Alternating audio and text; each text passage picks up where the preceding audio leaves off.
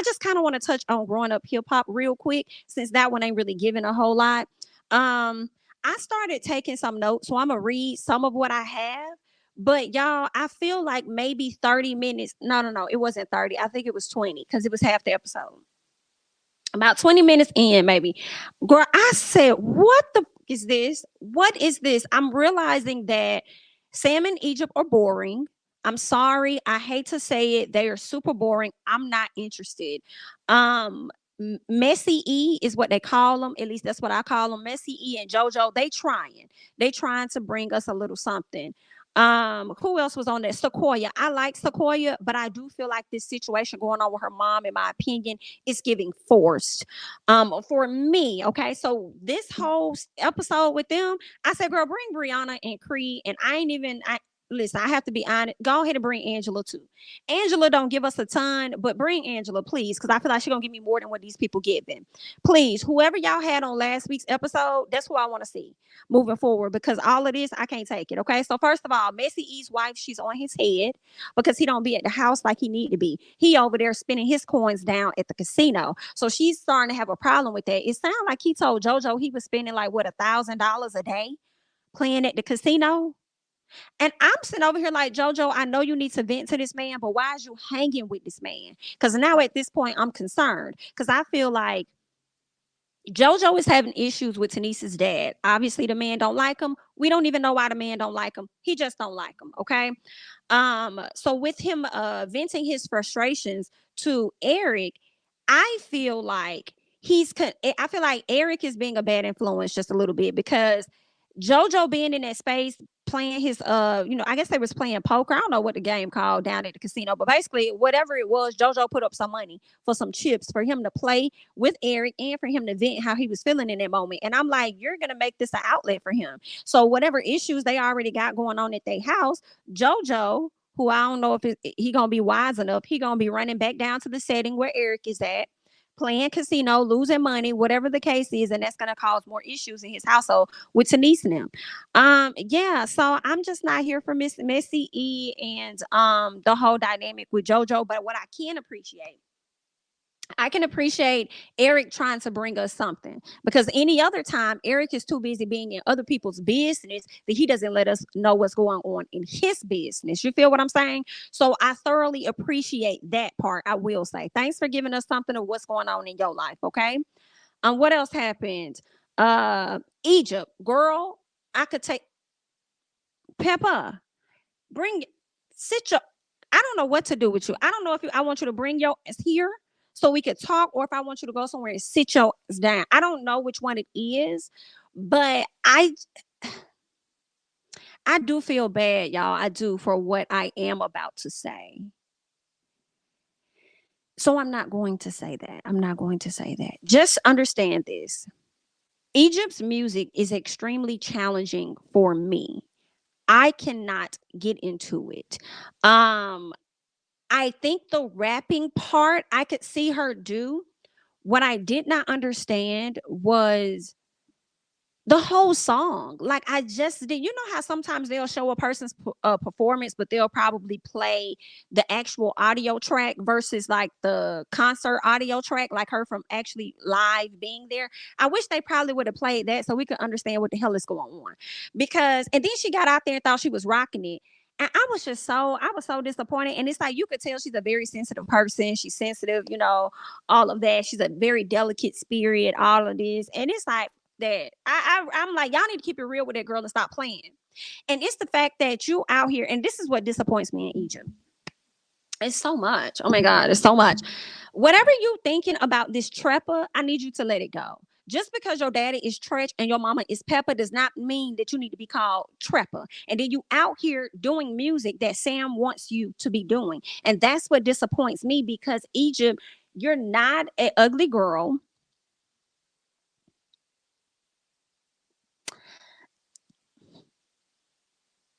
That's not okay. Because, all right, get it together. All right. You're a nice looking person, Egypt. What disappoints me is how you have no identity of your own. and it's like you follow behind what everybody else got going on.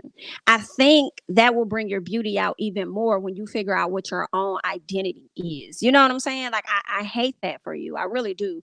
It's like you following you. I feel like you only want to be a performer because that's what your mama don't want. And I feel like you went further into that arena because that's something that Sam wants. So I don't think that Egypt fully knows who she is, in all honesty, as she's about to welcome a child into this world. You feel what I'm saying? So I really hate that for her. Performance horrible. Making it seem like the audience was really clapping and screaming and this and that. And I said, girl, no, ma'am. Some of them folks was just sitting there like, what is happening? What is going on? So I'm just being real honest. Like, I hate that for you. All right. But either way, good luck. Okay. Hopefully it works out. Whatever it is you're trying to do, and you about to sit up here and bring this doggone child into the world. Y'all give me 1 second.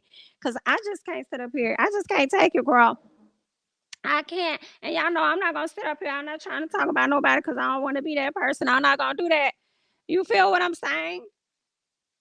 Because everybody is somebody and all of that great stuff, but I don't think they doing her no justice by sitting up here kind of babying her, in my opinion. Do you feel what I'm saying? I don't like that. I hate that for her. So get it together, Egypt. I want you to find your identity, okay? Sequoia calling out her mama for dang lazy bone. I'm sorry, y'all. Lazy Bone look good for his age. And if I was her mama, I'd be like, shut the hell up talking to me, little girl. I'm not gonna lie. I know. I'm sorry, y'all. I probably would be like that too. Like, little girl, get out my face. Like, did you want to date him or something? Like, why is you over here giving me this extra energy because you mad? And I'll be honest, for me, when I saw the clips, watching the episode so far, it just seems like, why is Sequoia so upset with her mom when your parents have been separated and you already knew how this was going? Ain't that's how they entered the show last year when we got introduced to y'all? But I do understand her being upset with it, because it's like, are you upset that your mama moving on, or are you upset with the fact that your mama moving on with him, or are you upset with the fact that you were not clued in on that? And I feel like it could be all of that. Maybe all of that is what it is, but your mama's a grown woman, and it's no disrespect, but she done raised you. I know we always go like, at some point when we become adults, no lie, like our parents become our kids at that point. You know what I'm saying? Because I know I be on my mama head. Why you eating that? Put that down. You ain't supposed to have, you know what I'm saying? So I'll be on mama like, who is that you on the phone with? Like, I'm my mama's mama, so I understand how she's feeling a bit. But girl, Lazy Bone look good. And your mama seemed to be very happy when she with him.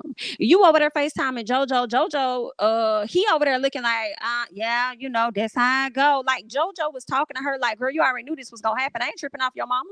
Hell, I'm over here on tour. I could get whatever lady I want. You know what I'm saying? Yeah, I got my health issues, but she ain't one person don't stop no show. What you mean? So I just felt like it's giving another forced storyline. And I don't know if y'all have switched productions. I'm not sure what's going on over there, but it's making me think about how Denise went outside to talk to her dad and it was being forced. You know what I'm saying? Like, the dad, like, she kept trying to have a conversation with her dad about something that obviously he wasn't even trying to talk to her about. So I was just like, okay, production, y'all not doing a great job with this. Can we go away from me with this? And can we bring back the folks from last week's episode? Because I'm ready to see the fallout between Brianna and Cree. Please, okay? Cree is now being a person that walks away from situations when it comes to Brianna. But just last season, you was ready to throw them hands when it came to Sakoya. Now, I don't know if you may have learned your lesson, Miss Cree, from last season, and how you could have been iced out and not to return like Miss Savannah, or if you met your match when it came to Miss Brianna. Because some part of me feel like you met your match, and it's very entertaining because I don't see either one of them backing down, and I don't think either one of them are for real scared of each other at all. I think if they were to get past that, I think they could be some really good friends. But I think for TV, it's gonna make better TV if they are enemies for the most part. What else happened on that episode? I think that was it. I felt like Sequoia was hella disrespectful to her mom the way she came in there, like, yeah, I'm just ready to get this over with. And it's like, BIT, listen. I don't care what nobody say. I understand we be upset. We may want our parents to let us in and let us know certain things or whatever. But if your mom is now getting to a place to have this conversation with you to open up, that was your time to communicate effectively with your mama on how she's been making you feel and all of that and how she's been moving. It wasn't your opportunity to catch an attitude and do the most, only for her to continue to ice you out and not share certain things with you based on how you operate when she does deliver stuff to you. Like, that's not going to be a good thing if you ask me. So I just didn't like how Sequoia was moving. But when her mama bent that corner and that mama said, you gonna need me before I need you. I said, girl, that's how I operate. I thought it was Sequoia that said it at first, but it was her mama. And I was like, you right, because she gonna need that babysitter, girl. She gonna need that babysitter, ma'am. She's gonna need it. I agree. I agree. She gonna need that babysitter. She gonna need some help. She gonna need you to pick that little baby up from the from school or something like that. She gonna need a little, hey mom, I'm running a little late. I'm in traffic. It was an accident. Can you scoot over there? I ain't doing it. Pay the fine. I pay the fine. Yeah, pay the late fee. Not coming. Now, yeah, you remember that you was talking? What I said? Yeah, I told you you was gonna need me before I needed you, right? Didn't I tell you that? Exactly. So no, no, no. I'm gonna do you how you did me. Uh-huh. Click. Think it's a game. So you right, mama. That's just how I feel, girl. That's just what I'm thinking. She gonna need her before she need her. You see what I'm saying? So, and that's what it is, girl. It's like finding out your mama been sneaking with your teacher. Okay, I get okay. That's true. I would be a little sick about it. I would, but to the extent that Sequoia going to, like, she's stressed out and she not sleeping at night and all this and that. Girl, no, it probably would be a thing if my mama was messing with my teacher. It'll be like I'll be a little mad, but understanding that I'm not grown, so I can't tell her what to do. But then at the same time, it's like, bitch, just don't let everybody else know. I ain't trying to be the one get joked on in school because my mama ain't the teacher. You know what I'm saying? Like, I ain't trying to. And matter of fact, see her here, let me not do my homework on that day.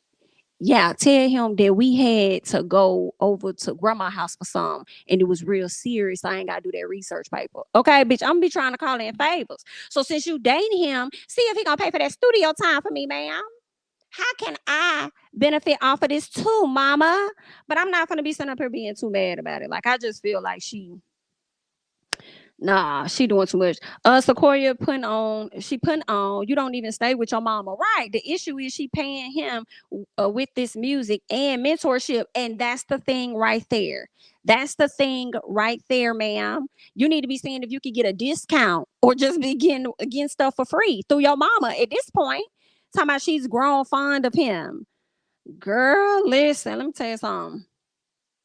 Lazy look good for that age, baby. But when I saw that preview talking about he had a daughter that was like 2 or 3, I was like, now he got a child. Then I looked at him again. I said, I get it. I get it, bitch. I get it. I get it. That man look good. I don't care what nobody talk about. That man look good for his age. Child. He probably got a newborn somewhere. Okay, still slanging in that door. But you know what? That ain't none of my business, girl. Let me go ahead and scoot over, honey.